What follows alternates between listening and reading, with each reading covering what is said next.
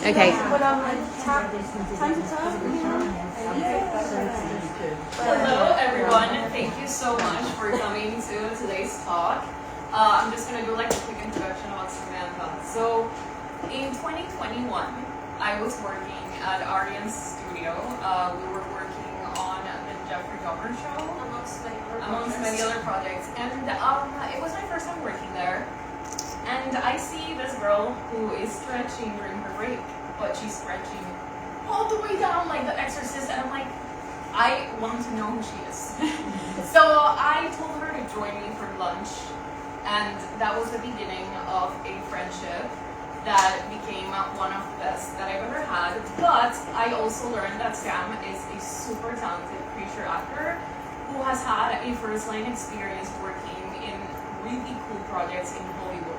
She has worked with some of the most important makeup effects artists in our industry.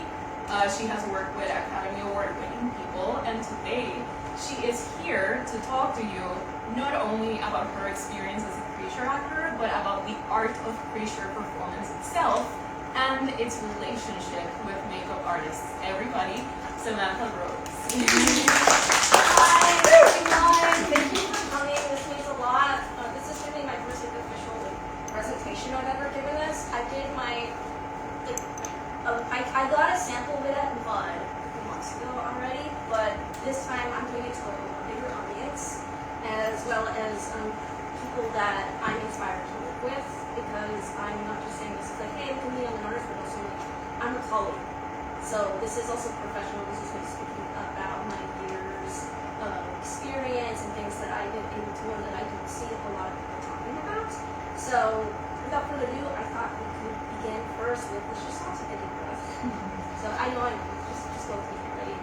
Inhale, exhale, inhale, exhale, inhale, exhale. Okay, very good. All right, see? It's good. All right, let's begin. Yes. So, who am I? I'm Samantha Rhodes. I am an actor, contortionist, as you can see. I'm a flexibility instructor and nutritionist. It's a fun fact about me. I have 2 certifications, one in yoga and one in nutrition and health coaching. I am a writer. I have done copy and ghostwriting for the health and fitness industry, as well as writing my own novels. I have a Substack where I post my own essays and poems and samples of my work in progress. So that's a little fact about me. I am a mythologist. So mythologist is someone really who studies mythology, world mythology across cultures, so Greek, Egyptian, and I would say folklore, is covered underneath that. Next we have storytelling, because no matter what I'm doing, whether I'm writing, I'm playing a monster, or I'm just acting in general, I'm telling a story. So I think that's very important, and you'll find out why at the end. And at the very end, some kind of cool facts. I'm possibly a Lensingworth. I may be short, but I am a I'm most definitely a dragon. That's the other thing too. I am a dragon. That one, no arguing. I'm a writer of terror dogs. If you've seen Ghostbusters, you know what a terror dog is. You will find evidence of that. I saw it happen. I am the Lady of Terrors. That is in mine. I am a creatrix because I create things with my body, with my hands. I am very much a whimsical creature girl. So don't get it twisted. I will play really pretty monsters, but inside I'm just fun and magic. And I am the mother of Godzilla. Not in that age. Next slide. Okay, so now we're going to get into the history of creature performance. So, what is creature performance? So I'm going to quote this here. Ancient rituals involving altered states aimed towards delivering messages, communing with the spiritual realms, connecting soul and human. So our ancestors would do rituals.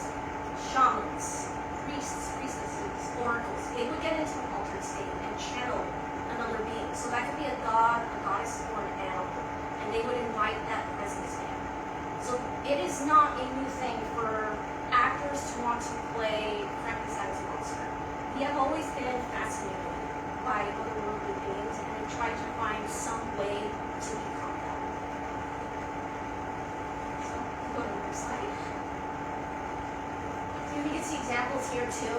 Like if you know anything about Japanese theater, they would play demons or spirits in the here we have a mask of a satyr as well. And that's not human, that's a creature. And in Greek theater, they would put on these outfits, these costumes. They would call in these spirits, they would represent them on stage.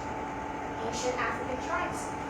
That's also a custom. In dance and celebrations and ceremonies, they would try to be spirits, a god, a local protector, just an animal. So that's, again, to further emphasize my point, this isn't new. Creature performance is not some kind of new age title. It's not something I'm saying to be edgy. It is a real practice that spans centuries and tradition. Next slide. So, there's a common phrase in the fandom of the opera community, and it's called no diverse.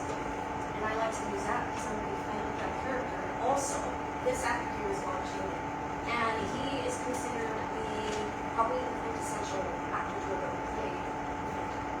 But I'm also saying this as a creature performer because, at least in film, our roots can be traced back to Lon Chaney himself. So, I want to go over this whole overview about Lon Chaney, because again, I really think it's important for us in this industry, especially if you're doing makeup, because he was not only a pioneer in creature performance, he is also a pioneer in makeup. So, Lon Chaney was raised by deaf parents. He had to master nonverbal communication. So that's why he was a perfect silent film actor, because of course you can't use your voice. There's no sound yet. Everything is body language. And he also performed in vaudeville. He was dancing and singing, which fed into the on-screen performance. He was also a director. A lot of people don't know that he would direct shorts for Universal Pictures, and he also directed a few scenes. Oh, Sorry, it happens sometimes. I mean, he would also direct a few scenes though for Phantom, and that movie was in 1925, so it's over 100 years old. You can imagine that. And a lot of his films today, by the way, are considered lost because a lot of these old films, they were made of materials that were highly flammable, and they would also just be collecting dust in a very hot closet. And we live in California, so you can imagine that heat with those materials, sparks are going to fly. There were fires. There was a very infamous one in MGM. So a lot of his films are considered lost because they burned down in fires or are missing. yeah. So as far as makeup goes, Lon Chaney created a lot of his own effects. So for Phantom, for a long time, it was a mystery how he transformed into that character. And at one point, he was asked to write an entry about film makeup into the Encyclopedia Britannica. It was 1929. And yeah, he was a hobbyist, just a fun fact. So he was an art, and I'm saying that because he was an artist. He did painting, clay modeling, wood carving, a lot of that. And he went to extreme lengths for his characters because this is before CGI. So to create the illusion of his effects, like for instance, he played a gangster that had no legs. So what did he do? He would create these kneecaps, and he would be filming with his legs in this kind of position for hours. So Oh he my God. sustained permanent damage for a lot of these characters. So I don't know, you could kind of argue it's like a form of method acting, but again, this is before CGI, all of the health regulations we have today. This is someone who bled and suffered from his craft. He could have been the man of 1,000 voices, but he died ironically due to throat cancer at the age of 47. But one of his rare recordings of his voice was in a remake of The Unholy Three, which was a movie he did first in 1923. And in that one, he played multiple characters, and in the remake, he used his voice. And a lot of the cast members were saying that, oh wow, not only can he physically play a lot of these different characters, but he can voice them too. And I don't know if you're all familiar with Looney Tunes. Yes. The actor behind Bugs Bunny and a lot of these characters was Bill Blank. And you could say he was the Lon Chaney of his time because he voiced so many cartoon characters. Well, if Lon Chaney were still around, he probably would have been a competitor with Bill Blank. That's my personal opinion. So his more famous roles, as I mentioned, are The Phantom, or Eric, The Beaver Hat Man from London After Midnight. That is an infamous movie. It is a lost film. And he played, it's a bit of a mystery, but it was a bit like a vampire. But I thought that was notable to mention because if you've ever seen a picture of a man in a bowler hat and he has all these sharp rows of teeth, that was Lon Chaney from London After Midnight. He's also played several clowns in his career. He's known for playing Quasimodo, so the Hunchback of Notre Dame, and then I mentioned the Unholy Three because he played multiple roles in that. So let's go to the next slide and you'll see what I'm talking about. So So there's Lon Chaney right there with his makeup kit before and after. There he is as the Phantom. The third picture on the top row, that is from publicity for the Phantom that Universal did. They didn't want to give away what the Phantom looked like unmasked, so they would censor his face. So that's why there's a big X there, which is kind of interesting because that picture is from the scene where the Phantom is wearing a mask. So fun fact. And then on the right, there he is as Quasimodo in Hunchback of Notre Dame. That was a bodysuit. He had a hump bag and everything, and he was swinging around. No wires, mind you. So again, like, kind of up there with other silent film actors like Buster Keaton and Charlie Chaplin. There he is in the Unholy Three. Pay attention here. Like I said, like no CGI, guys. That's him doing that effect with his knees all bent like that for hours. Over here is the old woman. That's one of his characters from the Unholy Three. The third picture is him as a clown and he who gets slapped. And then the final picture on the bottom right is him as an Abraham man from London After Midnight. So again, I'm sure if you've gone to Monster Palooza, you've seen paintings of that, homages of that character. It's unfortunate that's a lost film. It did get remade many years later with Bela Lugosi, but I don't know, you just can't compete with Lon Chaney. And what's kind of interesting too is Lon Chaney was a frequent collaborator with the director of Dracula, which was Todd Browning. Todd Browning had a fascination with body deformities and characters that were kind of living off of the edge, and at the time were controversial to depict. So it was interesting that when he was going to make Dracula, he wanted Lon Chaney for the role, but it just wasn't his movie, and I don't think he would look at Dracula the same way he would Bela Lugosi. Next slide. Now here we have the legends. So speaking of Bela Lugosi, we get to him in a second, but first we have Boris Karloff. There he is as Frankenstein's monster. He was also in Universal's The Mummy. And then the third picture that we have here, he's in a movie called The Old Dark House, and we were looking up for that. So Boris Karloff was known for doing a number of horror-based roles, but he would physically transform from the makeup for that. And then we have Bela Lugosi, like I said, and here's kind of something interesting. So we all know about Igor, you know. Igor's not in the book, mind you. He was made by Universal for the sequels to Frankenstein. Well, Bela Lugosi played Igor, and actually in the sequel would also play Frankenstein's monster. So a little interesting connection there. On the far right here, we have German silent film actor Conrad Veidt. Conrad Veidt is really interesting too in that he also took on a few classic roles, but roles that actually reverberated into pop culture. So on the left here, we have him from The Man Who Laughs. If the face looks very uncanny or familiar, like I've never seen that before. Have you ever? I'm sure y'all know. Have you ever heard the Joker? Mm-hmm. That makeup by legendary artist Jack Pierce is said to have inspired the look of the Joker from the Batman comics. Wow. And he'll do that again with a character called the Thief of Baghdad on the far right there. Anyone seen Aladdin? Remember Jafar? It's also said that his character inspired Jafar. That's crazy. And I didn't know that. Yep. And in the middle, we have him from the cabinet of Dr. Caligari, who played the somnambulist, Cesare. So Conrad Veidt also was an actor who would go through physical transformations when he got to play these characters in different genre films. And then we have the women, because yes, there are creature performers who are women. So we all know Elsa Lanchester as the Bride of Frankenstein. I wanted to choose this picture specifically because you can kind of see the scars here on her neck and face. And it is another brilliant Jack Pierce makeup. After her, we have Brigitte Helm, who was in Metropolis. She was Maria the Robot. And again, a lot of people say that C-3PO from Star Wars was kind of based off of the robot from Metropolis. And you can see her getting something to drink here in between takes. Blow dryer, because those suits are really hot. You could pass out in one of them. So it's just really cool to see another woman doing this in the silent film era in a movie that really has influenced pop culture for decades. And then after her, we have a lesser-known actress named Aquanetta or Mildred Davenport. And that movie that she's in is called Captain Wild Woman. It's a B movie, but I think she's noteworthy because her makeup is reminiscent of the Wolfman. It's still Jack Pierce, and if you ever look for clips of the transformation of her character, it's almost face by face the exact sequence that Lon Chaney Jr. goes through.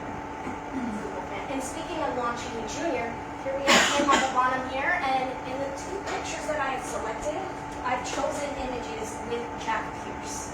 So you're all makeup artists, you should know who Jack Pierce is as well. Legendary artist in his own right. He is responsible for the look of Frankenstein's monster. It's why when you think of Frankenstein's monster, you're not thinking of the book, which is this 7-foot tall, pale, quirky, long hair. It's either beautiful or horrifying. No, you think of the flat head, the bolts in the head. You can thank Jack Pierce for that. And here he is, the Lon Chaney Jr. for Wolfman, and Lon Chaney Jr. again here for the Mummy. Lon Chaney Jr. is interesting. So I already told you about Lon Chaney. That's right, Lon Chaney Jr. is the son of Lon Chaney who followed in his father's footsteps, or masks. And what's really cool about Lon Chaney Jr. too is that he's the only actor to have played the majority of classic Universal monsters. So the Wolfman was really his and his alone, but he would go on to play the Mummy in separate sequels for Universal. He would also play Dracula as well, and then Frankenstein's monster. So he's up there like, what a legend. We got to nail all of those monsters. You go to the next slide, and now you may be more familiar with some of these faces. So over here, we have Sir Christopher Lee. He was in a bunch of horror movies for Hammer. So he is similar to Lon Chaney Jr. He played Frankenstein's monster. He played the Mummy. But most famously and most well known was Dracula, alongside a good friend of his named Peter Cushing. If you don't know who Peter Cushing is, if you've ever seen Star Wars or New Hope, that is Grand Moff Tarkin. So Peter Cushing would either play Dr. Frankenstein or Van Helsing. So it's kind of interesting how Christopher Lee would kind of switch with Peter Cushing, that sometimes he would play the monster more sympathetic, and then other guys he would play a pure evil character like Dracula. I thought it was worth mentioning that though with Peter Cushing, because again he is part of our horror legacy. But we also have Vincent Price. Vincent Price is the man in Thriller who's giving that evil laugh and that narration. If you've ever seen Great Mouse Detective, that's Radigan. That was Vincent Price. He did a lot of more dramatic roles in his career, but then he kind of paved his way towards being a well-known horror actor. So the left image of him here is from a remake of a silent film called, I want to say, The Wax House. So you can tell he kind of went through a makeup transformation for that. And then on the right is from The Abominable Dr. Fives. And again, that's another physical transformation, and this is me being a movie nerd, but you've all seen Saw, or most of you are familiar with Saw. If you go back and you're able to rent The Abominable Dr. Fives, a lot of the traps and setups in Saw, you can tell were based off of Fives. And so like, that movie's way ahead of its time. And then we have Robert Englund, Freddy Krueger. Brilliant actor. Again, his background is in theater. A lot of people don't know that. He has a dramatic role. He was also in one of the many remakes of A Star Is Born, and he's in the one with Barbra Streisand. So it's really funny. If you wait for the scene where he gets into a bar fight with this guy, I don't know, it's just funny because I point at the screen and say, that's Freddy Krueger. In the middle, we have him from a remake of Phantom of the Opera. But why am I saying this in particular here? Is like, I'm not just an fan, I'm not just a movie nerd. As a creature performer and actor in general, the scene from the middle picture is probably one of the finest acting performances you will ever see, bar none. And why am I saying that? I don't want to give it away, but it is an unusual unmasking, and the way he is making sounds and moving and working with the makeup, not against it. It doesn't feel like an accessory. It feels like, oh no, that's not a makeup, that is a real thing happening. Grade A masterclass in acting, and even as makeup artists, if you want to do an interesting skin feeling effect, I would say look up the Robert Englund on TV for the unmasking scene. And then we have him in Stranger Things. And look, at his age, he's still wearing prosthetics. That's pretty badass. Now in the middle here, we have Claude Rains. I wanted to mention Claude Rains because he played two Universal icons. He played the Invisible Man, and yes, he also played the Phantom. There are many Phantom remakes out there, and I just had to bring that up. If you want some degrees of separation here, remember Conrad Veidt I mentioned before, the German actor? Okay, keep that in the back of your mind. Do you all know about Casablanca? Oh, yes. You know that evil Nazi in the movie? That was Conrad Veidt. Creature. And the friend of Humphrey Bogart's, the British guy, that's Claude Rains. So, we had some horror actors interacting with each other in famous movies. Then we had Doug Bradley, Pinhead. He was also in a movie called Nightbreed. Doug Bradley, I also think, is pivotal to the genre because this is a man who brought a lot of energy and a lot of emotion into his characters while wearing all of these prosthetics. He also wrote a phenomenal book called Sacred Monsters, and it talks about the roots of creature performance, like shamanism and Greek theater. So I really wanted to mention Doug for that reason. Then we also have Tilda Swinton, and I always like to say I love it when A-listers and notable actors are really involved with the makeup. Because look at this woman, those two images are from Suspiria. She's playing a man in the left picture. Oh my god, I had never seen that before. Yeah, and that's also a remake of Dario Argento's Suspiria. But again, I just think it's really awesome that she is someone who, she's already an alien in my opinion, but the fact that she works so well with the makeup. And the third picture is her transforming into a big woman in Reverend West Hotel. So that's another example. And then, come on, Margaret Hamilton, Wicked Witch in the West. One of the scariest monsters out there. For a lot of kids, I mean, I saw Wizard of Oz when I was little, and I was a little bit uncomfortable with the Wicked Witch, and you can tell she has the posing right with her hands there, the silhouette. I have to mention her. Bottom here, we have Ron Perlman. Again, great actor, but he's also excellent under makeup. And I couldn't fit all the other makeups he's done. I just have Hellboy, I have Beast from Beauty and the Beast, and then I'm going to say, Catching Fire, Finding Fire, he played like a caveman in that movie. And then after him, we have Glenn Close. The image here, not too well defined, but she's a demon, like she's possessed. But on the left, you have her, in Albert. You have her as this demon. That's her, that third image, that's her in Hook. Like, fun fact, she played a pirate in Hook. She's some random dude. You would never know that was Glenn Close. And then her on the last picture on the right is from the recent Hunger Games trailer. Wow. Like, I wouldn't imagine that was Glenn Close. She is so due for her flowers, by the way. I'm surprised she hasn't gone. I know people are rooting for Leonardo DiCaprio, but I've been rooting for Glenn Close. Well, yeah. So, next slide. And okay, so I mentioned the legends. We know who Bela Lugosi is. We know who Boris Karloff is. I told you about Lon Chaney. I need to tell you about our modern day Lon Chaney. Our modern day, yes. Willem Dafoe. It's Willem Dafoe, guys. Look at that face. That's a makeup. You don't need to put makeup on that, right? No, okay. No. I know, no. Let's go to the next slide. Doug Jones. We all know Doug. Start out as Man in the Moon from Mac the Knight, but hocus pocus here. What we do in the shadows. Star Trek, Buffy the Vampire Slayer, Crimson Peak, Pan's Labyrinth, Hellboy. I could go on and on. Shape of Water. He should have done a nomination. This is Doug Jones, our modern day Lon Chaney. And Doug is still at it. When I started out getting into this, I looked up to Doug. Because I saw someone who was a genuinely good-hearted soul who was able to play the nastiest, most nefarious, or the most sympathetic creatures. Look at that range. And something I wanted to point out too, what's really neat about Doug, is he is very handsy. He has a background in line, and he's very expressive with his hands. He likes to work with them. So every time you watch a Doug Jones performance, I want you to pay attention to his hands. Next slide. So according to Doug, you can put a monster suit on a hanger, and it's going to look great, but if it doesn't have life, movement, and an actor behind it, an actor's heart, it's going to be a really cool thing to have on. Slide. So this is what I want to say, and it's very important that I say this. We're a diverse bunch of creatures performers.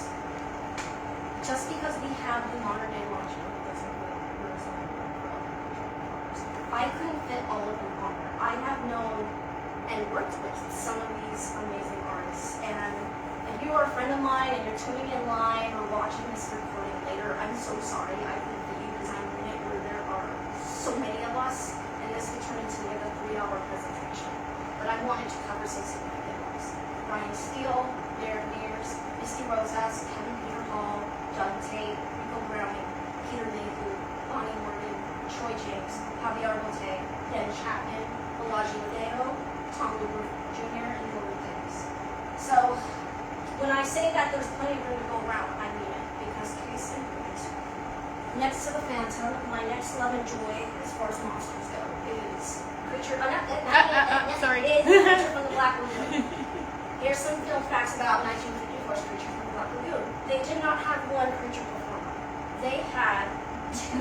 Now sometimes they'll say it's two performance. I still say it's acting, it's creature performance, and here's why. On the top here, we have Rico Browning. Rico Browning was an amazing swimmer, and he had his own unique technique. And when they were location scouting for a creature, Rico was just giving them a tour. This was in Florida. And they noticed, that guy's really good at swimming. It just makes it look so natural. And they said, hey, do you want to play a creature underwater? And they thought, great. Well, here's the thing. Rico's, first of all, not really a tall guy. He's great underwater, but on land, they needed someone who's not only tall, but imposing. Enter Ben Chapman. Ben Chapman was cast to play the creature on land. So that role was shared by two performers with their own skills and own uniqueness that could elevate the role. So that's what I mean when I say that it helps to have as many different performers as possible, because we all have something to contribute. Doug is fantastic, but Doug, first of all, is not as tall as Balaji Badeo. He's like a giant. He's not as tall as other performers who are like 7 feet tall. So you got that. But he's also not as petite as, say, Bonnie Morgan. He's not an advanced contortionist like Troy James. He doesn't have Marfan syndrome that gives him this really uncanny otherworldliness like Javier Botet. He's not built like a tank like Brian Steele or Derek Mears. I'm not knocking anyone down. What I'm trying to say is that we all have strengths. We all have something to contribute to the monster.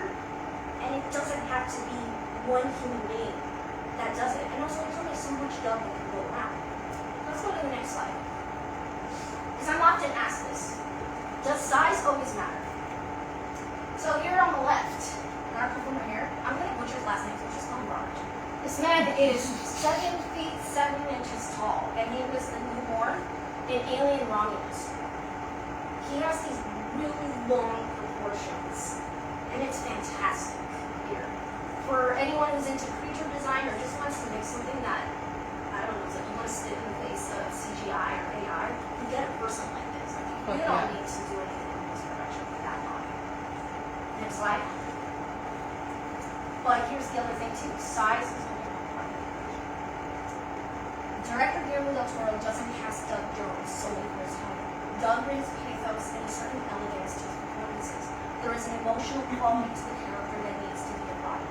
Conversely, a character like Michael Myers has a very limited physical vocabulary, which is why height becomes more of a priority. And I'm not saying this to knock anyone who's ever played Michael Myers. There is acting involved to a degree, yes. But let's just compare it to, Gary Oldman in Bram Stoker's Dracula, or Tim Curry in Legend, or Robin Shelby here who plays Slimer in Ghostbusters 2. But a true performance does require soul. And these actors, by the way, they're all different sizes. So Gary Oldman and Tim Curry, they're around the same height. The internet was kind of tricky with me. I was getting 5'7". I found 5'8", 5'9". But they're not Doug Jones height. They're high caliber actors here. And then conversely, we have Robin Shelby, who's a few inches taller than me at 4'11". All of them were cast because they're actors, and they bring that emotional content to their roles. So in some cases, it's not so much about going for size as it is pulling at the heartstrings. Because if you can't act, you can't act. You remember Doug's quote at the beginning here. Yeah, you can have a nice creature suit and put on an actor, but if there's no heart behind it, it's just pretty weak suit. Next slide. So, sometimes you need to go low and you'll get child actors or, vertically advantaged people like me for this. Or you'll get really tall people because you just want a tall dude chasing you down the hallway. And then, you'll get my beloved Vecna here where you need someone who can not only wear the makeup, who can tolerate it, but can really act. So, I was asked, so does height always matter? And then it really depends. It's what the director's going for, what production wants, what the writer has intended. And at the end of the day, just like with any acting role, it's whoever can embody the character at the core and make the image shine. Next slide. Now here's the fun part.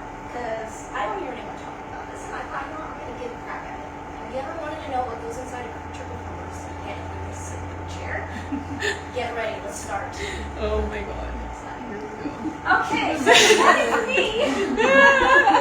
I'm hyped up. I'm ready to go, people. I'm blasting my Diablo Orchestra, Hans Zimmer, my epic video game music, movie scores. I am ready. I'm ready to freak people out. I'm ready to get bendy and be in my element. As soon as I get in that chair. Think about it. I was in LA traffic. I drank too much caffeine. I didn't have enough food to blunt it, so I'm crashing. I'm sorry. I'm sorry for the call times. And I have to wake up really early. I'm sorry. I'm kidding. The chair is so cozy. And then I will kind of snap. Where am I? Who am I? Am I going to get a ticket for where I parked? Am I going to get all these thoughts are going in my head. And yeah, that happened to me one time. They didn't put skin saver on me, so I'm freaking out. Yeah, and we're filming, but you call me in this movie and you're gonna make me wait 8 hours till I go on set. What? Classic. That happens. Next slide. Yeah, when you're in the chair, guys, every now and then I'm like, people are like, yeah, one person on your left, one person on your right, they're doing something. You just have to accept you're a human pinball machine. I'm not her. I get it. It's part of the process, but I just have to. And also, come on, if anyone ever played ball cap, I know. And then while I'm sitting there, that's like in my head for a while. So I'm like, what's my motivation? What am I gonna do? If I'm modeling and I don't know anything about the character, I have to like spend all that time figuring it out myself. And I have to also determine, okay, can I move my forehead really well? Did you take an eye from me? What's going on? And I also create like a little playlist in my head, and at the same time, I'm sorry. Next slide. And then Edward Scissorhands, you know where she's doing his makeup, and she's like, "Mom's the secret." I'm always thinking of that line in my head, and I'm always smiling cheekily like Edward, like, yeah, that. And then I also think of Van Helsing, where I'm accustomed to pain. Yes, I'm used to that, I know, and you guys are always so sweet when you ask, oh, am I hurting? We're not, I'm used to this, it's okay, you use pain, fine. And then every now and then, I don't know what's going on. It's like there's a fire in the back, there's all these things going on, especially if you're on a set. What do you mean they want you to do this in 2 hours instead of 3? What? Huh? What's going on? It's like insanity. So, at like MUD, it's not as busy, but if you're on a film set, it is pretty crazy. And unfortunately, I am hungry and I'm really serious. Next slide. But then I entered this weird stage. I'm here mentally, but this kid says I'm not in Nirvana. Everything is well. And then I'm able to figure out what my character is and I'm locked into that. So, peace out. Sam's gone. Rose no Sam. Only creature. I'm merged with them. It's like.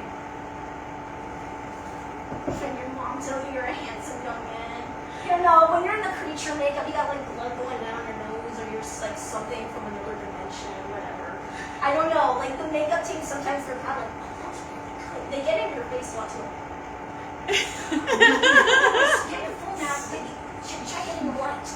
And you're just like that kid getting your picture done at school for the first time, so that's how it feels.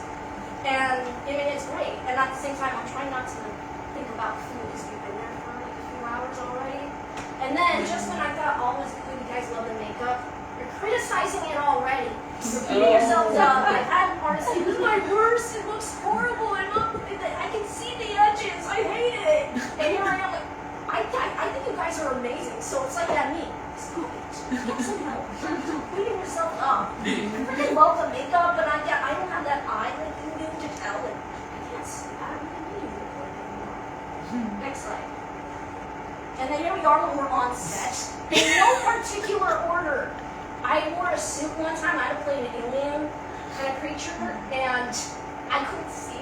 So I had like one person holding my arm. You know when you get off of the jungle cruise at Disneyland, and that person, the skipper's holding you like, come on out. You're like that in the creature suit. So you're a nursing home patient. So you just kind of have to like roll with it because you can't sing. You don't want to fall. But at the same time, I don't know. You kind of feel a little demoralized, especially if it's the bathroom. Okay, I'm gonna go with you. I'm gonna go with the bathroom. So that happens. And then when you're holding up on set all day, and keep in mind you're tired and hungry. It's like district. just want to go home. I mean, all like that, okay? We're tired. We've been, what is it, like we wrapped at like 5 in the morning the other day, and now we're back at it again. They said we would wrap early. I hate that rumor. I don't know who starts it on set, but it always happens. Lies. They said we'd shoot the monster first. Never. Never? Lies. It's cold. If I'm wearing silicone, that thing absorbs the temperature. So if it's cold and negative degree, weather, I'm freezing. Or conversely, if I'm in a heavy creature suit, I don't care if it's 40 degrees outside. I'm sweating.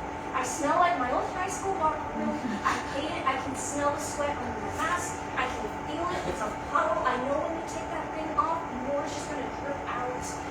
I hate the blood stuff. I know I'll do it. I'm not saying I'm opposed to it. I just hate the taste of fake blood when I have to switch it around. And sometimes that saccharine taste gets stuck. I'm going to nap. I'm going to go work out at the same time. I can't eat. But then I have to tell myself, do this. Jones can do it, so can I. I have to have that mantra, and then I love the Pirates of the Caribbean movie, so I told myself, you do it for corporate movies and the directors. I have to do that, and then when I'm asked to go either model, it's time to go in front of the camera, or act, all up, let her cook. That's it. I'm in my own little zone here. I'm in this flow state. It's awesome. I feel like I'm this supernova. I'm so happy doing this, and I'm also smelled and and I'm also trying not to giggle because I've always freaked out the DPs. I don't know why it's always the DPs, but they're the ones that don't like it. I don't mean I'm bad, but they're just freaked out. It's like, I'm sure you've all seen this. Why is it always Neutrogena about the face fights? I don't know. And the lavender's a bonus. I don't always get the lavender oil, but it's always the black towels. Always. You look like a freaking rat thing. You're all messed up, your face is red, and then when they're removing it all, you basically look like a rotisserie chicken. You're just greasy and gross and nasty. And then, right after that, it's me when I'm commuting most of the time. I'm like a monk. It's like Kill Bill, at the end of the day. I'm music, the food, which is on the plane. Because look, I've been in an altered state over the place. I'm an actor. I was another entity for so long, and now I'm back to being wondering if whatever I did will see the light of day. Because I have done so many things that I don't have pictures. I don't have footage. Some of these people have disappeared off the face of the earth. I don't know why. It is what it is. And I don't know if you're like me, but when you talk to someone and you think about the conversation, it's like, did I see something stupid? Did I offend them? Now that's going through my head. And then I'm looking for Club Dead with TJ Cole. I get home, I'm soaking in the shower, the bathtub. That is an accurate depiction. Anyways, I don't want to talk to people. I'm an introvert, fun fact, but it's like, I'm done. I'm out. So yeah, that is an idea of what a creature actor goes through when they're in a chair and working with y'all and rapping. I mean no offense at the end of the day. I'm not being rude, I'm not being antisocial when I turn down the opportunity to go eat. I just charge. Because especially if I'm coming back the next day, I need that. I really need to be bright and ready and back in that Tobey Maguire, English look like, yes, I'm ready to change the room. Next slide. Okay, with that out of the way, let's talk about teamwork here and synergy. So first of all, I just want to give a shout out to Nadia and Charlotte and Prosthetics Performance. And hey Ray, if you're watching this. Aww. So what we do here, this is not just about me. This is a team, this is a group effort with all departments. So it's synergy. Combined action or operation in mutually advantageous conjunction or compatibility of distinct elements of again, just teamwork makes the dream. So I'm working with you, you're working with me, and I think communication is really important. So what I think is helpful that I really love are the verbal cues. So if you are going to, use the airbrush, please tell me when to close my eyes. Tell me when you're coming into, because this is just me. I have an involuntary reflex. It's not my fault. I cannot control it. Involuntary. So please tell me I'm coming in at your left, so at least I can brace for it and make the breakthroughs. Instead of a big jump, it's more like so that helps. Tell me when to hold my breath. If you need me to hold something, I will gladly hold something for you. Just tell me. Like, communicate. Just tell me what to do. Talk to me like a man. Make it straight, and I'll do that. So yeah, and I also think it's important that we have discussions beforehand. So tell me please, ahead of time, I want to put sclers in you. Are you comfortable with that? Most of the time I'm going to say yes, but please tell me because I wear prescription lenses to see. So let me just bring my contact case with me because otherwise I ain't doing it. Please make that transparent. I will tell you if I'm uncomfortable. So if I'm wearing any appliances like my arms, like these gloves, if I'm losing circulation, you bet I'm going to be tapping on your shoulder. Feel my arm. I will tell you. I promise. Verbal communication is essential. Okay, if you can't do it in relationships, please do it at work. I'm asking you, please, let's talk to me, text me, call me. I really need that so I can do the best that I can do, and so that way you can do the best that you do, and we can all work together and mix the magic. Next slide. So here's the other thing too. It's not just teamwork here, it's fellowship. First of all, I want to say this is all of us makeup artists and our actor friends going on right now. We're basically the fellow with Sam right now, and have been the last few years. And you are Sam. Yes, I am. Sam, I am. Us actors, we actually spend a significant amount of time with you guys, believe it or not, makeup team. So I did a big movie, and you'll find out what that is later, but I was with the makeup department more than I was with the director. I became friends with the makeup team. And because of that, and they got to know me and I then, we became effective collaborators. And then after we wrapped, I'm still in touch with them. They put my name in for work. And if I ever hear something, on the grapevine from makeup artists, I will work for my friends. So we end up helping each other. It's a big climb up that mountain to Mordor, and we're doing it together. If I can help you, I know you're gonna help me. You've got my back. We've got each other's back. It's not a solo effort. So a good example here on the top right actually is Academy Award-winning makeup artist Kazu. He was in retirement, but thanks to Gary Oldman, he went out for the makeup, and as a result, Kazu won for the makeup, and Gary Oldman won for Best Actor. So that's the other thing too. You never know. You're a friend. But either way, you're helping each other out. You're getting each other work. And the more people you know, the more friends you make, actually, the more likely that you're going to go get hooked on something and a friend's coming up. Like, don't we all want to go to work with friends? I know that sounds kind of Pollyanna here, but I think that's important at least. To have some kind of working relationship, professionally speaking, where there's respect, where there's, again, that communication and transparency. It goes a long way, not just on set, but off set. Next slide. Now, here's another big thing I want to talk about. Vetting your actors. Next slide. It is crucial that you vet who's going to sit in your chair. I know a lot of artists claim that they're not able to, but if you can at least ask, did you talk to the actor who passed it? Are you aware of what is going to happen to them? Not just for now, not later, more, for days on end. You need to tell them, because as much as I love acting and being creative and working with friends, it's not a game at the end of the day, it's work. We're all expected to show up to our jobs, our respective roles here as an actor, know your lines, your blocking, or at least know the character enough. For actors, we need to embrace the fact that we're not going to be ourselves for a very long time under that makeup, and emotionally it can be pretty hard. So you need to make sure that your actor is prepared for that. They're very physically demanding, because this isn't also just about the artistry of performing, the emotional part. There is the physical component. It's grueling. You have to be an athlete at the end of the day. You have to push yourself. It's a marathon. It's not sprints going on set for almost 12 hours. And the third one I'm going to mention too is a litmus test. I know that a lot of productions are committing to 3D scans, but especially on the indie scene, we're still doing it old school with live casting. If your actors can't handle a live cast, guys, how do you expect them to pick up 12 hours, 8 hours?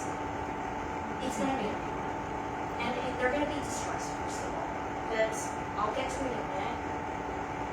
There will be consequences, not only to their well-being, but to everyone else. So, next slide. I I made a list of keywords, and again, I'm saving the cautionary tale for this one. Here's some questions. So feel free to take a picture and write down anything. Are they mentally prepared to live a leading world? Especially, I hate to stereotype, but I've heard that women struggle with this the most.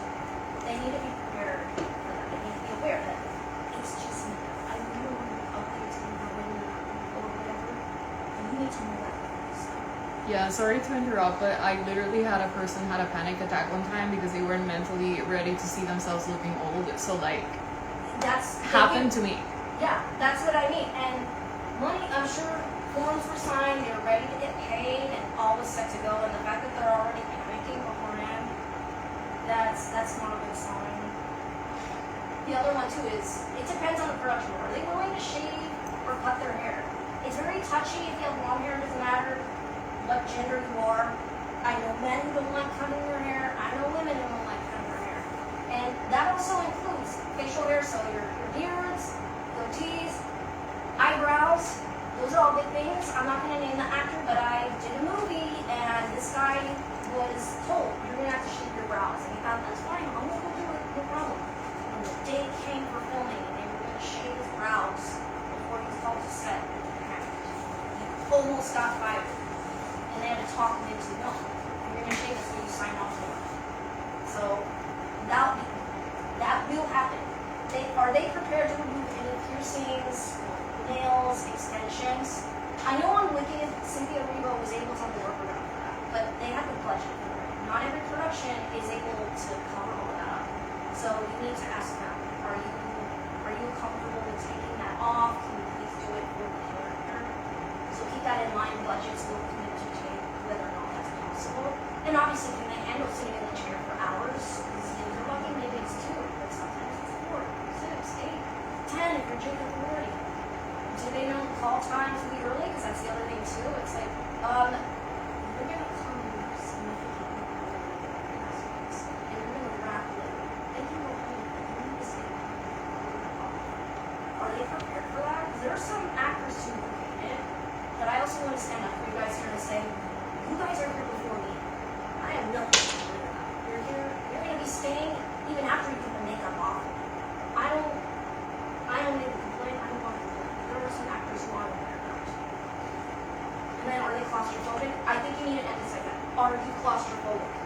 Because that's the other thing too. If you have a phobia, with that you can handle being confined under heavy makeup and being covered from head to toe. Do not do it. Because then they're going to rip the thing off, they're going to damage your skin. It's going to be a whole mess. Next slide. Yeah, sorry. Okay, here's our cautionary tale. It's infamous. That could also be a whole lecture on its own, so look it up please, but Jim Carrey as the Grinch. I mentioned Kazu earlier. Kazu worked on the Grinch, and he walked out during production because of the abuse that was going on. Jim Carrey was screaming at people, he was wrecking his trailer, he was ruining things for everyone, not just to the director, who's the one who's speaking, everyone here. On set, Carrey was really mean to everybody, and at the beginning of the production, they couldn't finish. After 2 weeks, we could only finish 3 days worth of shooting schedule, because suddenly he would just disappear, and when he came back, everything was ripped apart. He couldn't shoot anything. He was screaming and yelling at everybody. Every day was like that. I felt so miserable on set, I decided to talk to Rick Baker in production. I asked him, can I hide in the lab? I don't want to see Jim anymore on set. And Rick said, no, you have to be on set. So I said, then I'll quit. And I left. Jim Carrey had to work with some, I think he's a military professional to learn how to handle being under those things. That's how he was still able to finish the movie. But can you imagine a big star like that abusing the casting? It's not acceptable. That's why I say you need to vet who's over your makeup. Because what you're going to end up is you're going to be in a hostile work environment. You'll be surprised that there are some people with horrible anger management, or they don't really know who they are and they're going to attack. They're going to hurt themselves by ripping their prosthetics off because there's some skin damage that happened. They could hurt you. They could, if anyone who is in a abusive relationship, they could be triggered to be around person like that. And then finally, because money talks. box, those materials are not cheap. I worked as a martyr, as I mentioned earlier. I've seen the receipts. It's really expensive. So now you're costing production, and to replace all of the makeup, the delays, that costs money. They may have to recast, and that's a whole process. I mean, it's costly. The makeup itself, these transformations, they don't care if you're Jim Carrey. They don't care if you're Margot Robbie. But the makeup at the end of the day is asking for stability, understanding, patience, and obviously all the skills and activities to perform. But it's a small town, so word gets out. A lot of people know about Jim Carrey and what he did, and it's ruined his reputation because of that.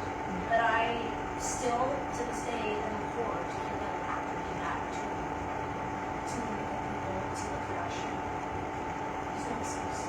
So, again, please hear me as to vet these images, have these conversations with producers if you can, with the director, whoever is in mind. If they're not going to, you need to go one-on-one with the actor and tell them, are you really prepared for what's in store?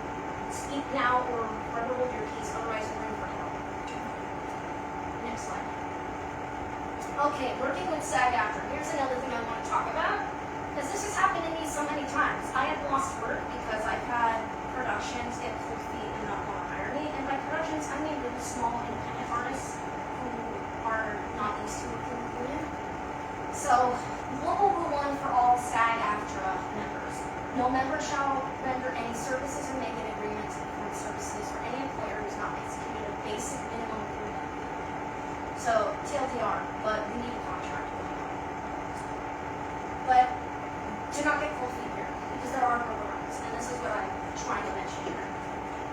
We have what's called a micro-budget agreement, and they say, I'm allowed to work. So obviously make a contract here, and your budget is $20,000 or less per picture or episode and project. It's meant to be streamlined. They're getting better at it. I've had people finish it in less than a day who submitted.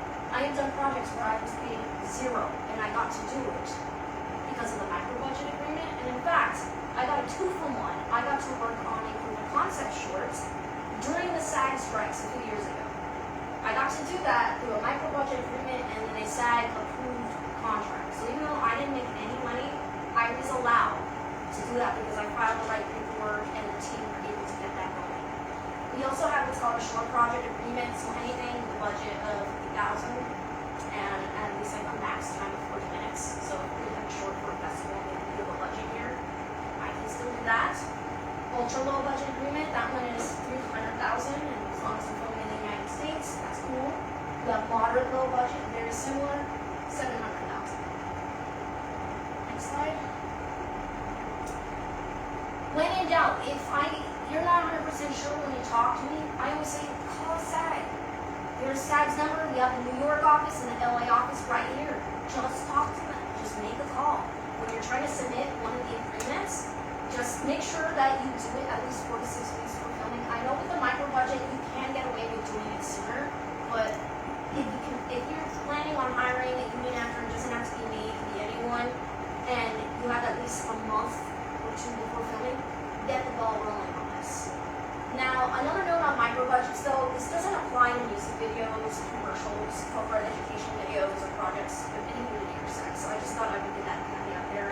Music videos are really weird. I still say call SAG anyway and figure out the solution because SAG still has some things to improve when it comes to commercials here. Next slide.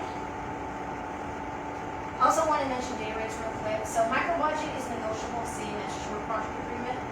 Micro budget, yeah, I've done it where I'm not being paid anything. So, your mileage may vary. It would be really cool if I got compensation, but I get it. Some people just don't have the money. They don't make it all into the difference. Really good.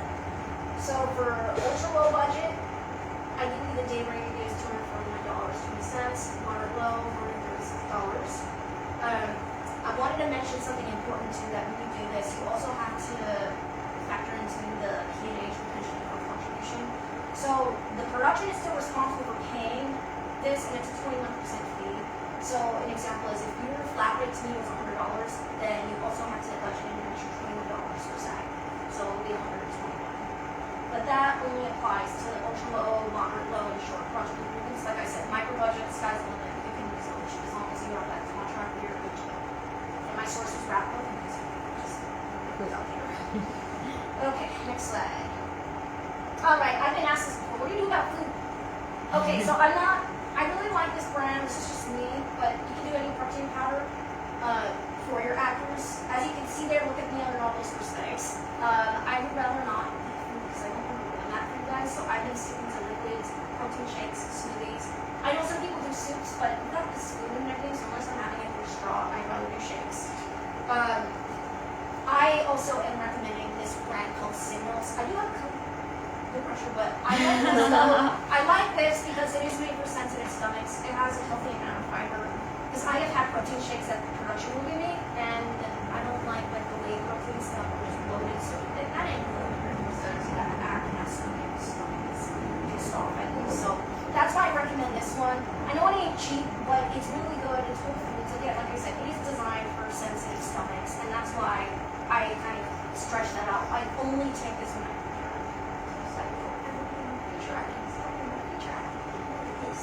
but yeah, that's something I just want to mention. So just keep it liquid, protein shakes, smoothies. Those are all great for performers. Next slide. I'm also asked about skincare, believe it or not. I know that makeup artists are always kind of informed about these things, but I let artists come to me, believe it or not. So golden rules we all know. No heavy exfoliants, no if you're taking tretinoin, prescription retinol, no salicylic acid, glycolic, no acids. No scrubs, no apricot scrubs, no peels and the harsh clay masks that suck everything in all the oil. Don't do it the night before, and don't do it for at least the day after. Sometimes I have to go days, and I can tell if my skin is being really itchy and I'm breaking out or it's still red, then I won't do it exfoliate. So what to look for though? Soothing ingredients. So again, you gotta read your ingredients, but I like aloe is that's like a chamomile extract. Allantoin, B5, green tea, centella, orsica, colloidal oatmeal. Barrier repair stuff is also very important, so I know there's a bunch of products there that people love, but they're brands that I can't recommend. So Skin Fix is one of them. They're a little pricier. You can find them in Sephora. And Perma is an Australian brand, but they're really good. There's Banana Cream, that's one of the cheap. You can find Banana Cream at just about any pharmacy. And then I love K-Beauty, and they're actually cost effective. And iHerb is a good website, they have great prices, so fool around with that. If you're looking out for an expert recommendation, I love Dr. Dre. She's a licensed dermatologist on YouTube, and she has tons of videos. So if say you have a performer with rosacea or acne, go to Dr. Dre. She has all of these free material and product recommendations. So you can educate yourself at that. For the cool down too, after you remove all the makeup, go for hydrating calming masks. If you want to treat us, we love the face sheet masks, or just tell us, hey, get a cheap sheet mask and put it in the refrigerator. I know what fabulous they're luscious is the other sheet mask. Next slide. Okay, now we're gonna switch gears. I went through all the practical things here. I talked about SAG, and the importance of vetting your actors. Now I'm gonna get into what we all have in common. Stories. I wanted to shout out to two mythologists. I don't think just Campbell on the left and Holly on the right.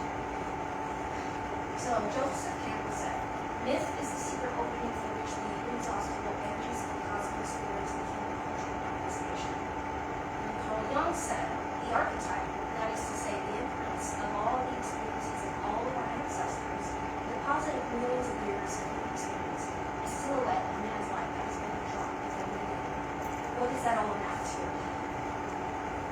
We're telling stories with symbols and different archetypes, and they recycle throughout centuries. They'll make a comeback, but they transform, so it's not always in the same shape, but it's still a cautionary tale.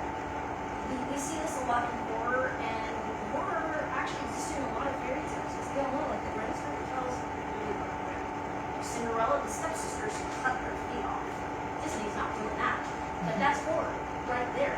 It's just a different form, recycled over time.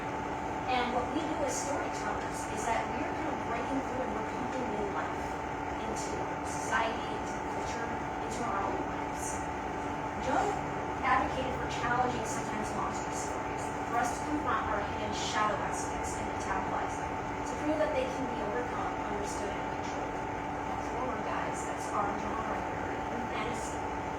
telling these stories, we continue to trace that timeless silhouette that belongs to every leader, not only those with the power to relight production. Next slide. So I want to let the state of the industry, because as we all know, we have been in unprecedented times territory for years now. Even before the strikes, COVID was its own level of weirdness here. But I'm very encouraged right now. I'm not letting AI dissuade me. Because first of all, if you read any interviews with these up-and-coming filmmakers who are just killing it at the box office, they are opposed to AI, and someone that said, we're black. We're not going to we'll kind of like kick you out here, blacklist you if you're using AI. We had a session that's still doing amazing. Steven Spielberg just said we saw it and loved it. You have the Backrooms, and then you have Iron Lung. These are all people from YouTube, by the way. But they all have a story to tell, and they manage to now finally make it mainstream. But why does this matter? Well, here's why.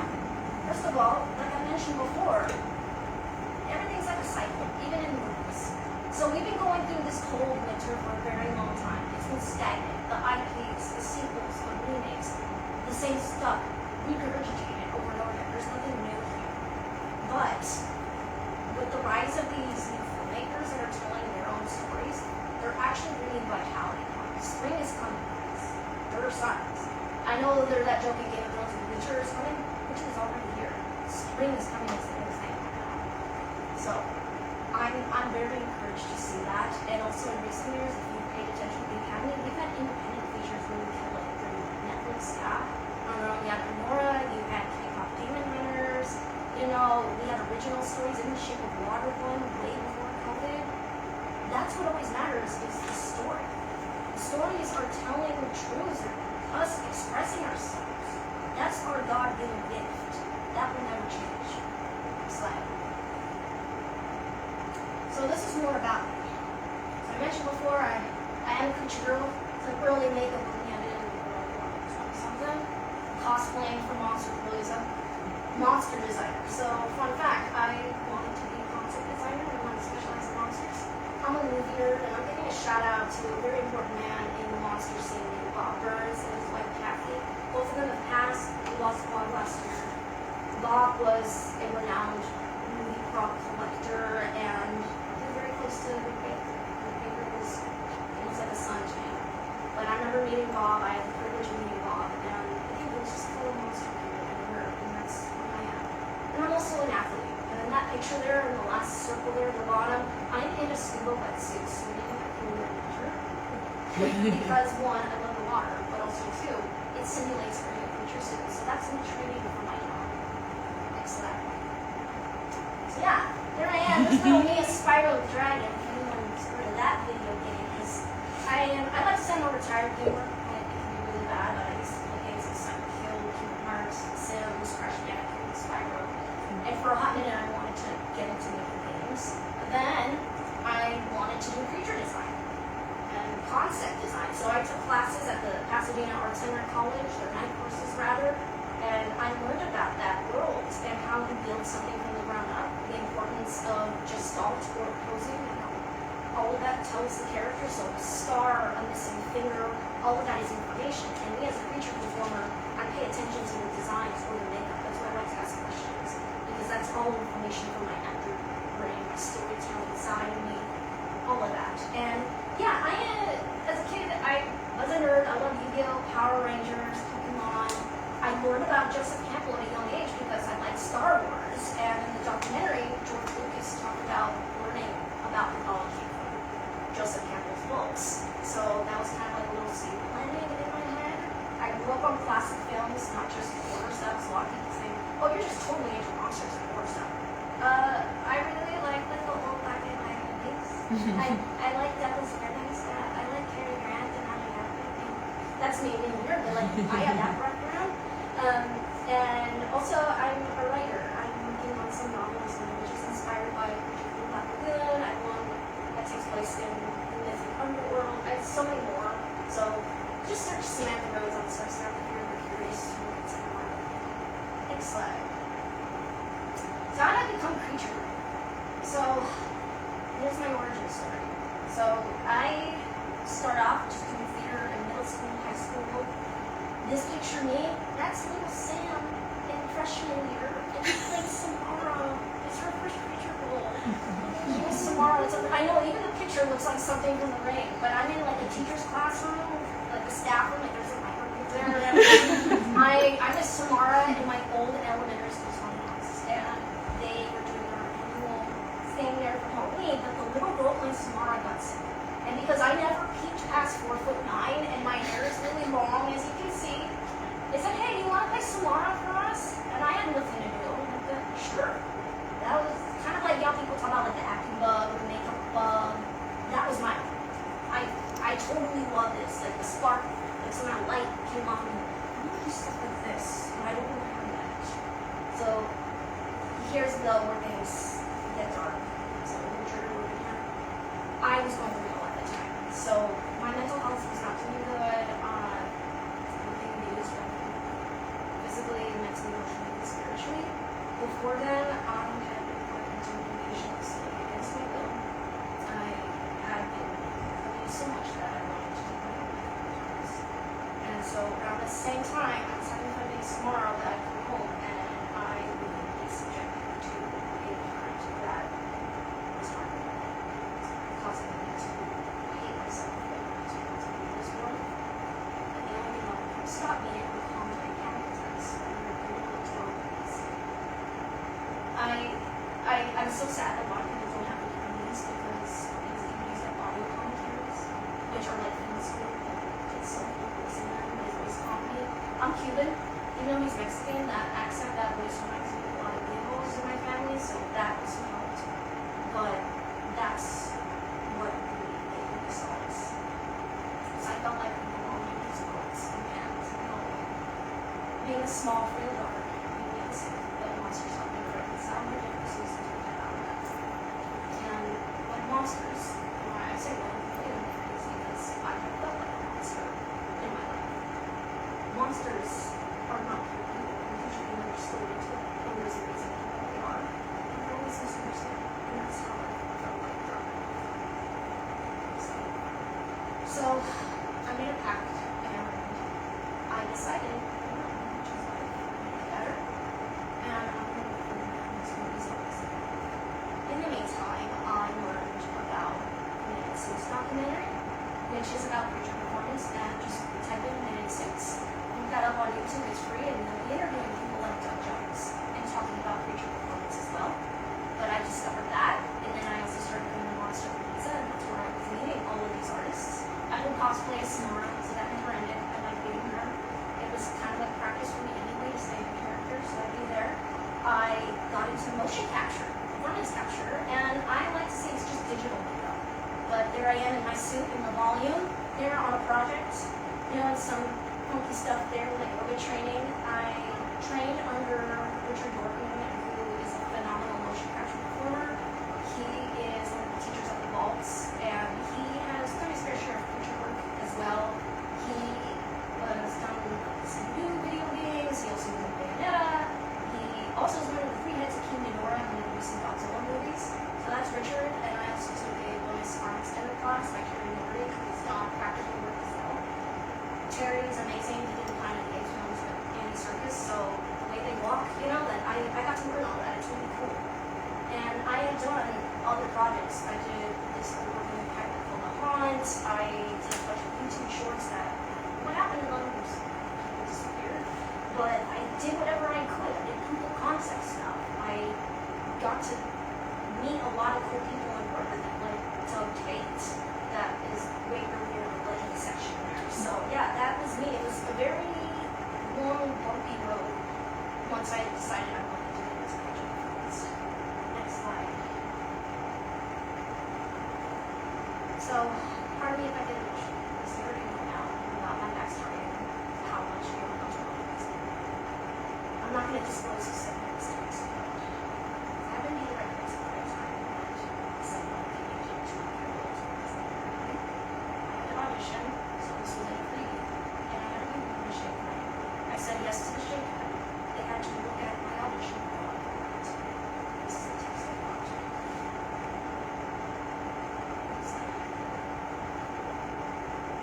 is me. Rally, playing Zizi and getting my torso cast with my heel. Here I am in my trailer in Toronto, and there I am during COVID, as you can see on my mask. That was the happiest point of my life in production because I was barely being in speech. I was miserable. I really was not supported by my family. I was isolated. And I wanted to make the promise I made at 15, and there I am, 25 years old, making my dream come true, and I'm there, I'm doing it. My character originally had many more scenes in the script, and when we got shut down from COVID, there were rewrites, and about 99% of them were gone. So I didn't get to film them. I was really sad because one of the scenes had Bo in it, but I was so grateful regardless to be there. I lived in Toronto for 3 months just to be there for this one blink and notice my silhouette. I can barely see it, but I was there. I was there. And I had Guillermo, and in the right picture, that's the pinhead makeup. We're in the making of. And in the middle, that's me in 2011 when I got to meet Guillermo and just be a fan. I didn't tell him you're releasing my life. I didn't tell him that. I just said, I really like your work. And I remember him saying, oh yeah, we're going to make the DVD for Mimic finally. I still wish I would have told him that, but I didn't get to tell him. 10 years later, and he gave me the biggest hug. I'll never forget that he told me to be over times. It hasn't happened yet, but I'd like to think it will soon. But yeah, I'm trying not to cry anymore. But she made Guillermo cry. I made him cry. He did, and he gave me a hug. And remember, this is cold. You're really not supposed to hug people. He gave me a hug. So he's here I am. Freezing my butt off and naked in weather in Toronto outside. Next slide. So from here, I have made many friends. So my goal isn't just working for Guillermo, it's just to do what I love. And I'm so grateful for the friends I've worked with who are here in this room. I got Anna, who's back there. I got my friend Ashley, who's over here, and she's my frequent collaborator. I was just telling her today, when's our next makeup? There's also our friend Jessica here on the left, and there I am in our character Grandma Baby. I'm with Anna at Son of Monster Palooza modeling for Mud for the first time. You guys have heard the more so many things I've lost. Creature rules that meant everything to me, and you've always been with me, and that's why I say, please make friends in this industry. Please share your passions with people because we are helping each other. We are the soul when it comes to our work, and that's why this matters. It's not just about making our dreams come true. It's who we've become along the way. Next slide. So, speaking of that and things I've lost, becoming a better class of creature. So, rejection's guaranteed whether you're a makeup artist or a creature girl, a director, a writer, a film editor, it doesn't matter, you're gonna get rejected. But it is about playing along game. And I have been replaced by an animal, I have been replaced by a taller performer, and I always say that's due to a lack of imagination. As much as it hurts, and I'm not gonna lie, I still have not gone over a few things I lost, and I won't. I mean, Guillermo hasn't gone over The Hobbit and At the Mountain Back, so why should I be expected to, get over some things that I've called my babies, because I really bled for those roles. When I'm not working, I have been trying my damn best to be better than I was yesterday as a performer. So I'm going to use an example here. There was a movie called Night Swim that Blumhouse did a couple years back, and it took place in a haunted swimming pool or some creature stuff going on, and I really wanted to do it. When I first heard about it, I was really glad. I found out who the makeup artist was, and I begged her, please, I'd love to swim already, and I found prosthetics, I'd love to be in this in some shape or form. And all we could say is, I'll put in a good word for you. That's all we can do. Just wait for me to cast you. I didn't get it. So I asked him, can you at least just tell me, can I have feedback why I didn't get this role? And he said, well, they wanted the people who did Avatar, the way of water, ones that can go underwater and hold their breath. I did my research, and what I found out is they were free divers. So free diving is, you're not using any equipment, you're holding your breath for 3-5 minutes at a time. So I thought, challenge accepted. I took a course in free diving.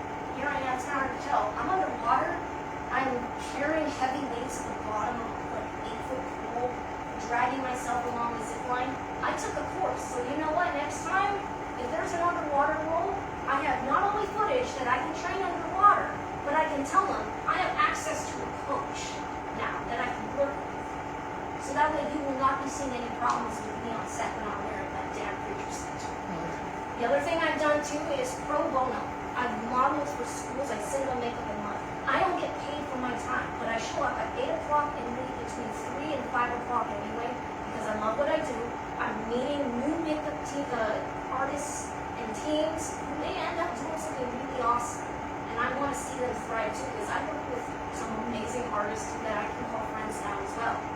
So that's why I do it. It looks good on my portfolio, it looks good on theirs. We both win at the end of the day, but that's me. I'm basically doing a day's work for nothing.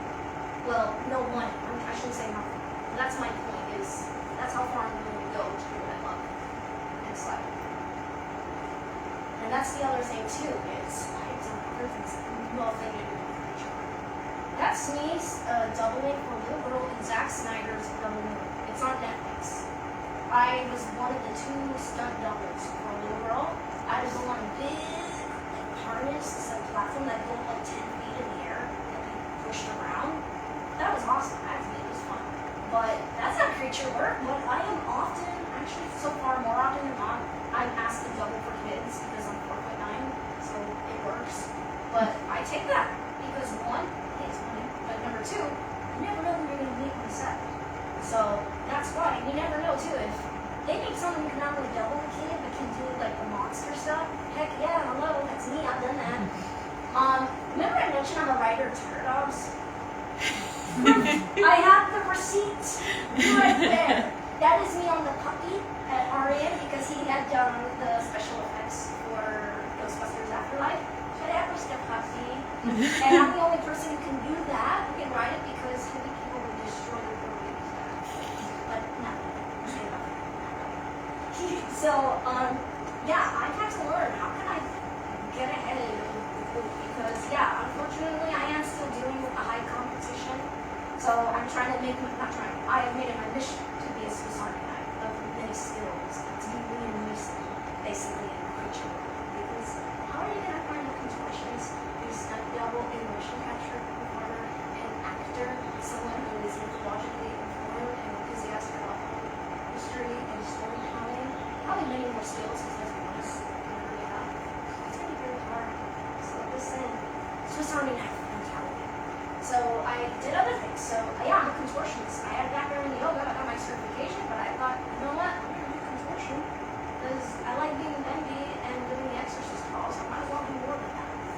I got more into my writing, so that's why I'm a better storyteller because I'm going to have plot and structure. And as an actor, I think that's very important. Everything forms into each other.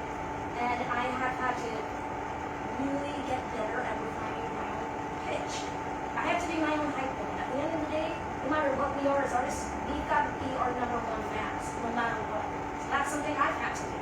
I've had to continuously update my materials, my website, stay on top of my network, cold call. Yeah, I've cold called. I've called productions, I've called castings, makeup artists. A lot of times I've been rejected. A good 10%, I've had people say, oh, send me information. Or, are you available Tuesdays? Just test our makeup. So that's another thing I do.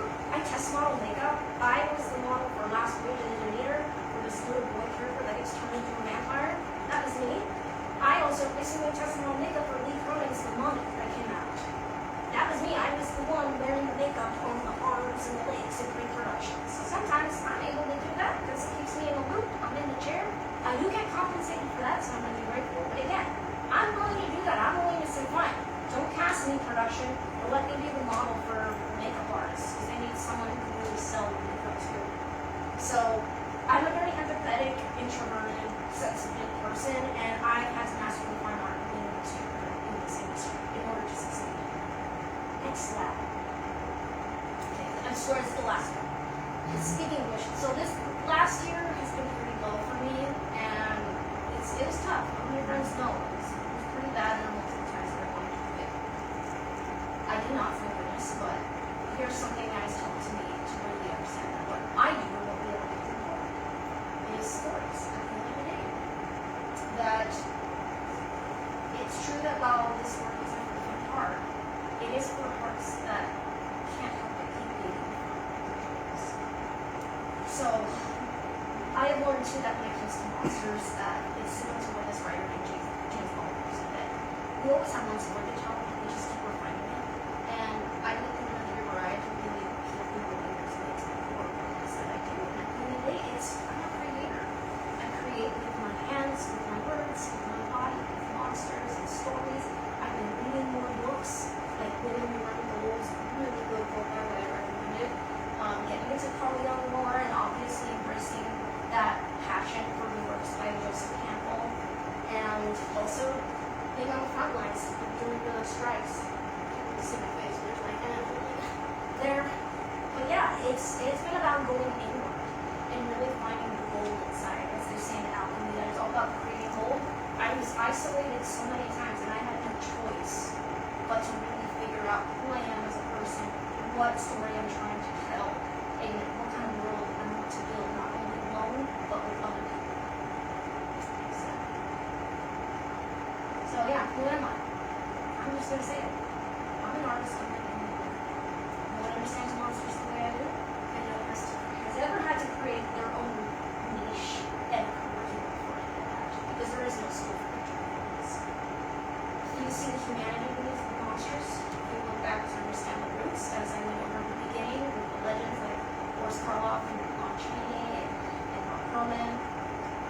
It's terrifying to leverage your dreams on the path to self-discovery as well.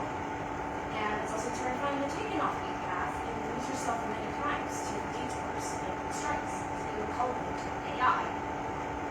And yet, for some reason, some stubborn reason, I keep answering the call because it feels like I will be killing a part of myself if I would.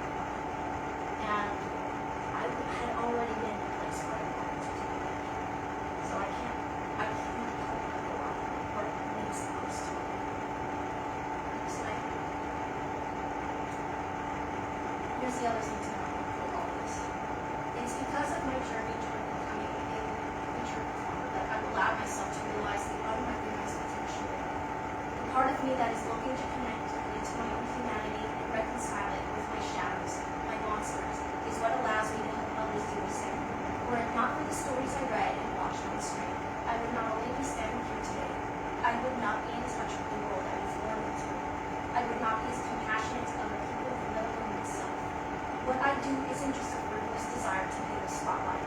I am doing this because, like you, I have an affinity for things that inspire me, and I want to imbue as much of that as I can into my ordinary life.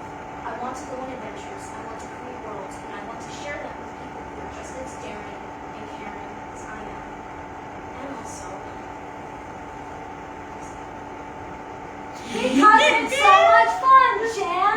I'm still the kid with their box of crayons who's still passionate and still loves and believes in dragons. So that is the end.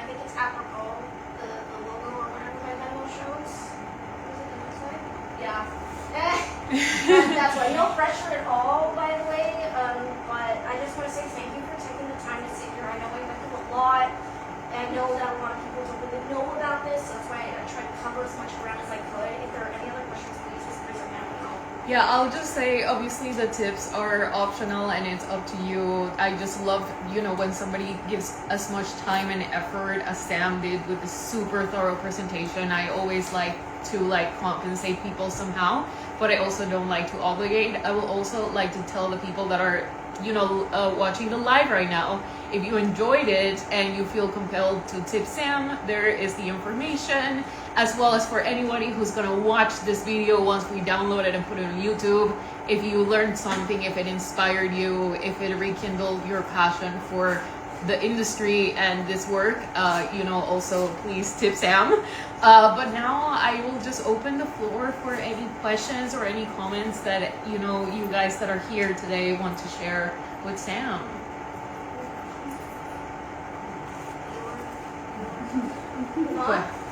What is something that Native Works do that's really wish they would not do?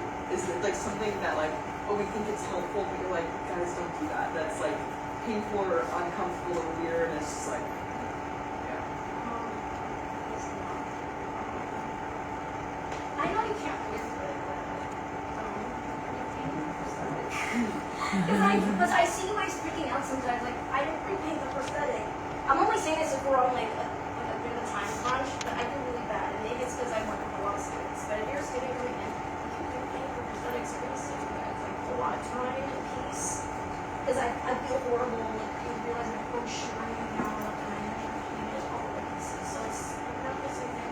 It's just something I've noticed. I know that's a really touching one. That's more like a question, but that's just an observation. Otherwise, I work with amazing artists. I don't think you guys have ever done anything that I don't like, honestly. I guess the LA artists are like a league of their own. Respect.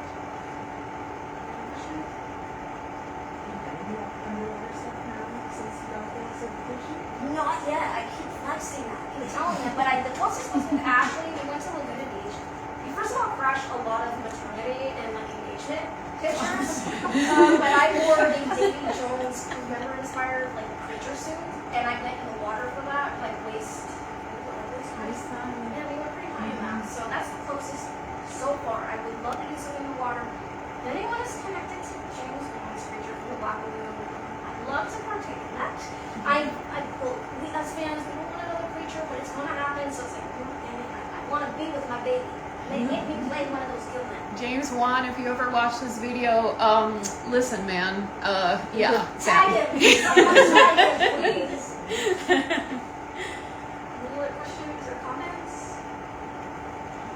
Yes. Other than what you've already mentioned, is there any like dream character or movie that you would want to? I love the gear design. Should I do another one like 10 years after? Yes. Adam sculpted a xenomorph suit from scratch not with the fancy things we have in LA, but with like normal art materials in Armenia. So that's crazy. Adam's just badass. Should we make an underwater xenomorph and like Yes. Yes. Let's make the mermaid xenomorph. That's like two of my favorite things. With a tail and a shark fin? I mean, it already has like something like shark. They take on the traits of their host. So shark is definitely possible.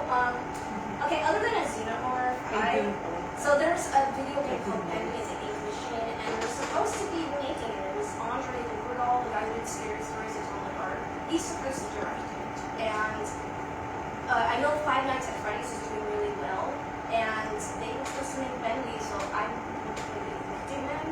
I love that character. It kind of does look like a xenomorph. If you look at the designs, it has no eyes, it just has these horns and this leering grin. I love to play that character, and in the second game, there is very much a similar like creator versus creation dynamic going on between it and characters. So yeah, I'd love to play that. I would love to play some kind of siren, like a Siri mermaid in the water for sure. I want to play some kind of Greek monster or deity even. You missed the dragon. Dragon. Yeah. Any other questions? I think I had a question that I was gonna ask you that I haven't already asked you because but I forgot. Oh, come on. I couldn't find it, Anna. Oh yeah. I wanted you to tell them how does a creature actor, or how can a creature actor also help the makeup artist? Because the makeup artist is not the only one who can pitch the creature actor. There's also the star request. Can we talk about that? Yes. I mentioned that early too with Gary Oldman and Kazu for with the Winston Churchill quote. But yeah, I do this all the time. I try to bring up my makeup friends to producers I talk to makeup artists. I actually do talk about each other makeup artists to just about everyone. I want to do that because one, I want to work with my friends. I want my friends to make money.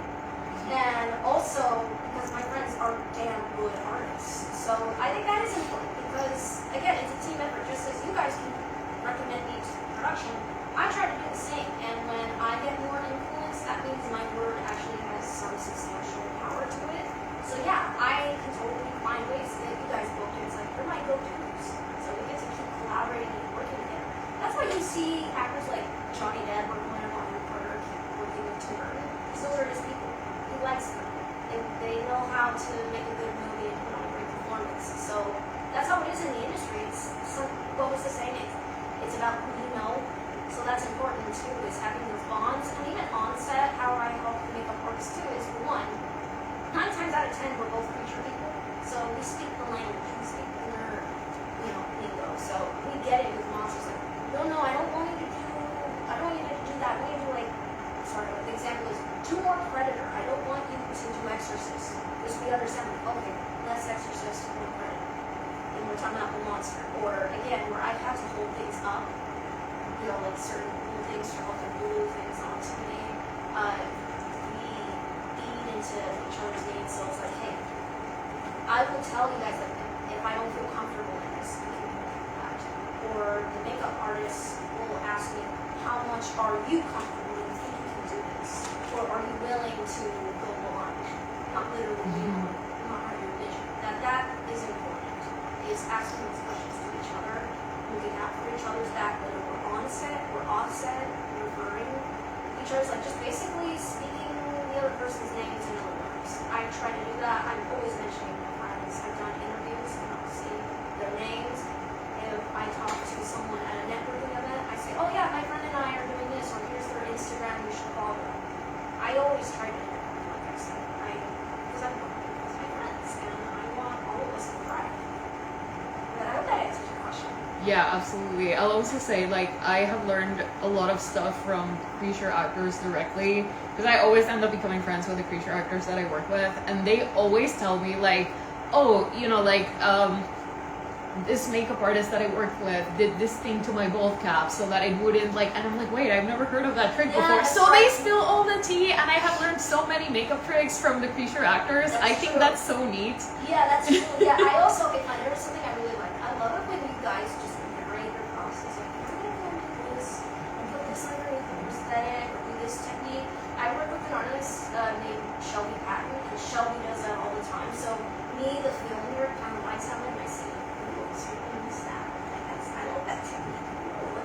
Sometimes I don't know what all this means, but it's really cool. I have those moments, but yeah, I love it when you guys narrate your process. Yes. And sometimes you're using assuming ASMR voices, so that just makes it better. That's me. Yes, you and Shelby. Ashley does it too. So yeah, like the three of you use the ASMR voices. I should get a degree in hypnotherapy based on how I speak to actors when I'm live casting them. Right? Yeah. Anyone else have questions? Yeah. You mentioned Doug Jones, I think, acts with his hands a Yeah. lot. What is your process once you get the makeup on, trying to find, I mentioned it's not a lot of speaking lines, but Yeah. like to find the emotive elements for it. Yeah, I think it's about posing and angles. So because I studied concept design, there's always like the money shot in a character when posing. Like, for instance, watch The Nightmare Before Christmas and pause the coolest frames where Jack Skellington just makes a particular expression that just looks so great. You want to draw that. Like, that's the money shot. So when I'm in the chair and they're putting my makeup on me, I'm doing this or that, and I can just tell it looks better when I down or up. I kind of build this physical vocabulary from there just to construct a sort of character emotional core. But that's, you're right, I can't talk, but physically my body can do the talking. And it also depends on the makeup. So sometimes, for instance, I did a Bride of Frankenstein that had a flapper girl twist, and the artist Leslie put this beautiful collarbone scar on me. So I tried to make sure my chest was kind of like open, so that way when they took pictures of it, you can really see that. So I think it depends on the makeup and the character, what their story is, and sometimes the story isn't always overt, it's what the makeup is telling. So that's my example working with the makeup, not against it. So yeah, it all depends. Sometimes I do put a bit of dog in my hands, because hands can go a long way. I mean, what is it they say about like a lot of the people who are like Spanish or Italian or French, they talk with their hands. And that goes a long way when you're wearing makeup so you can speak. So yeah, I would say that mine always, I tailor it to my pictures. Sometimes I put Doug in there, sometimes I don't. And that's my observation, is Doug is very fluent with his hands. Well, if nobody else has any questions, I am gonna stop the live now. Thank you everybody who joined us on the Instagram live. We absolutely appreciate it. Yay! Okay.